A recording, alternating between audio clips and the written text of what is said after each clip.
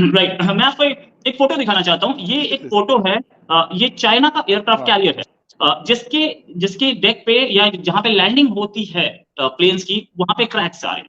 अच्छा, ये मैंने फोटो आपको दिखाई क्यों? ये फोटो मैंने आपको इसलिए दिखाई कि एक खबर और थी कि चाइना से एयरक्राफ्ट कैरियर पाकिस्तान खरीदने वाला है। पाकिस्तान के कुछ जर्नलिस्ट, मैं शायद नाम न लेना चाहूँ, वो बोल रहे थे कि भाई खड़े हो जाओ, डोले शोले बना लो, आपको लड़ना पड़ेगा। भाई क्यों डोले शोले बना लो? हमारी टेक्नोलॉजी है, हम दिखा रहे हैं, डेमोन्स्ट्रेट कर रहे हैं। और समुद्र में उन्होंने बोला अरेबियन सी में क्यों डेमोन्स्ट्रेट किया? अरे यार, अरेबियन सी में डेमोन्स्ट्रेट करेंगे तो बे ऑफ बंगाल में करेंगे, ये दो ही तो है। दो कैरियर बैटल ग्रुप्स यानी कि सीबीजीज को उन्होंने अरेबियन सी में डाल दिया एक साथ। दो कैरियर बैटल ग्रुप्स। मैं आपको बताता हूं इससे हुआ क्या है। इससे हड़कंप हो गया। चीन और पाकिस्तान के माथे पे पसीने छूटने लगे। और तीसरी चीज तो मैटर करती नहीं लड़ाई में, ठीक है, वो जज्बे वाली कौन है, ये बात ठीक है, पर जज्बे में क्या करेगा पाकिस्तानी? अरेबियन सी में कूद के तैर के लड़ेगा विक्रांत से, सर मारेगा विक्रांत में? ये तो करेगा नहीं ना वो। तो फिर तो ये पाकिस्तान के लिए नहीं है। इसेंशियली क्या है कि this is a race, a clash between India and China. That is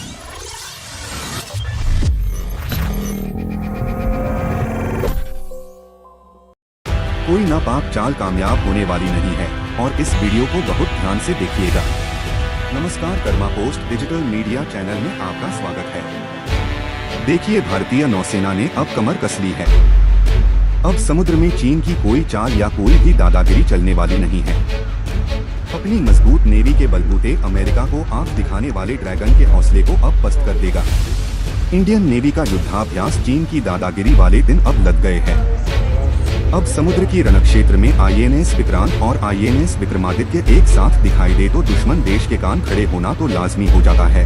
और यही नहीं, समुद्र के अंदर सबमरीन की भी टेस्टिंग हुई है। युद्धाभ्यास में क्या था खास? भारतीय नौसेना के इस खास तरह की युद्धाभ्यास में एक दो नहीं बल्कि 35 फाइटर जेट शामिल थे। एक्सरसाइज में MiG-29 के अलावा हेलीकॉप्टर MH-6, TR कामो, सीकिंग चेतक और ALH ने उड़ान भरी। यही नहीं, एयरक्राफ्ट कैरियर से लड़ाकू विमानों ने टेक ऑफ भी किया। लेकिन युद्धाभ्यास के सेंटर में आईएनएस विक्रांत और आईएनएस विक्रमादित्य ही थे, जिनका नाम सुनने मात्र से दुश्मन देश के पसीने छूट जाते हैं। अरब सागर जियो स्ट्रेटेजी के हिसाब से बेहद खास है और जहां एक और एक्सरसाइज का मतलब भारत की ताकत और क्षमताओं को दिखाना था, वहीं दुश्मनों को ये भी संदेश देना कि कैसे तमाम चुनौतियों के बावजूद कैसे भारतीय नेवी दुश्मनों को नेस्तनाबूद कर सकती है। पाकिस्तान अलग से उछल रहा है। अरे साहब, यहां पे तो हमारा दुश्मनी भारत है और भारत के साथ ही हमारी दुश्मनी है, वरना भारत किसको लेके करता? सोचिए, किसको लेके करता भारत?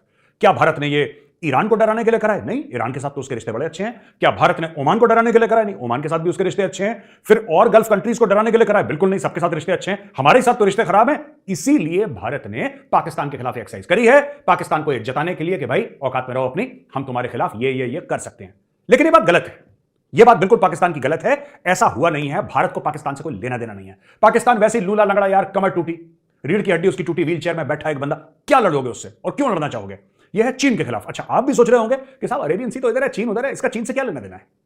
देखिए साहब, ये जो डिप्लॉयमेंट हुआ है इस वक्त, ये जो एक्सरसाइज हुई अरेबियन सी में, ये पावर प्रोजेक्शन है। पावर प्रोजेक्शन क्या होता है? जब आप दुश्मन मुल्कों को और दोस्त मुल्कों को, दोनों को यह बताते हैं कि ये हमारी कैपेबिलिटीज हैं, हम ये कर सकते हैं।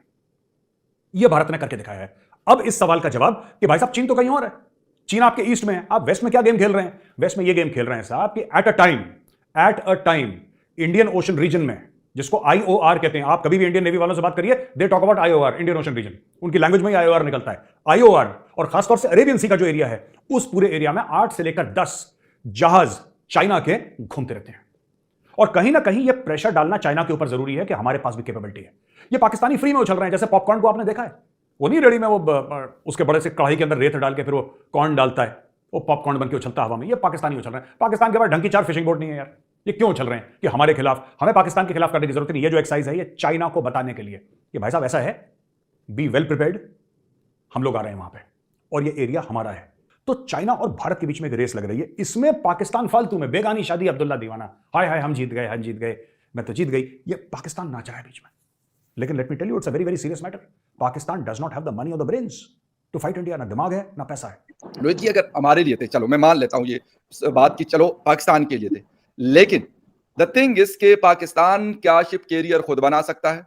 पाकिस्तान क्या शिप कैरियर खुद खरीद सकता है या उनको कोई वैसे में दे देगा कि आप चले जी आप भी अपना ये शिप कैरियर लेके इसको आप समंदर में फिरा लें और उनको चलो बराबरी का, अगर नहीं है तो कुछ आसपास जो है अगर वो 40-60 हो जाए 70-30 हो जाए कुछ ना कुछ कर लें, अपनी जो दिल को है वो ठंडक पहुंचा दें। ये बात कहता हूं कि यार इंडिया कर रहा है दुनिया में बिजनेस, और जो बिजनेसमैन होता है भाई वो गोली नहीं चलाता, वो पागल नहीं होता, वो कहता है मैं अपनी जो इतनी मैंने मेहनत की है ना 20 साल 30 साल 50 साल, इसको मैं गोली की वजह से नहीं अपने इसको ड्रेन करवाऊंगा।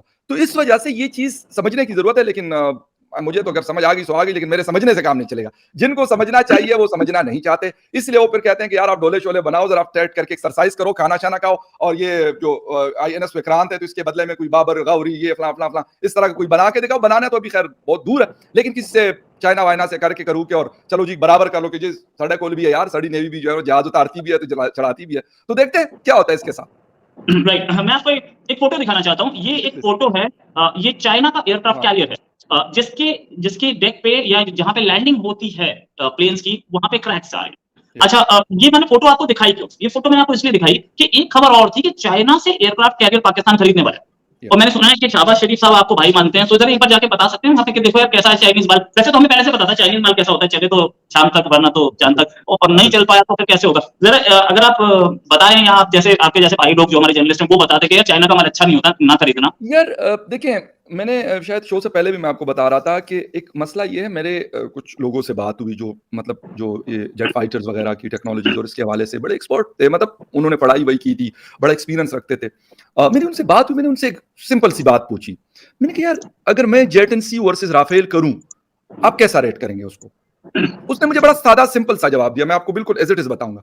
उसने कहा भाई राफेल का जेट एंड सी से या JF-17 से कोई कंपैरिजन नहीं है। Chinese technologies versus French technologies या Chinese technologies versus US technologies का कोई भाई कंपैरिजन नहीं है। आप जो मर्जी कह दो, ठीक है, आप नंबर बढ़ा सकते हैं उसमें, आप अगर आपका राफेल 1 है तो उसके बदले में आप 2 या 3 जेट एंड सी यूज कर लें, वो पॉसिबल है, वो हो सकता है। लेकिन अगर आप ये कहें कि 1-on-1 उसका आप मैं कंपैरिजन करूंगा तो उसमें क्या चीजें होंगी, तो उन्होंने मुझे सिंपल और स्ट्रेट फॉरवर्ड कहा, और वो बात मुझे बहुत अच्छी से समझ आ गई थी। मैं कहा बिल्कुल सही है। तो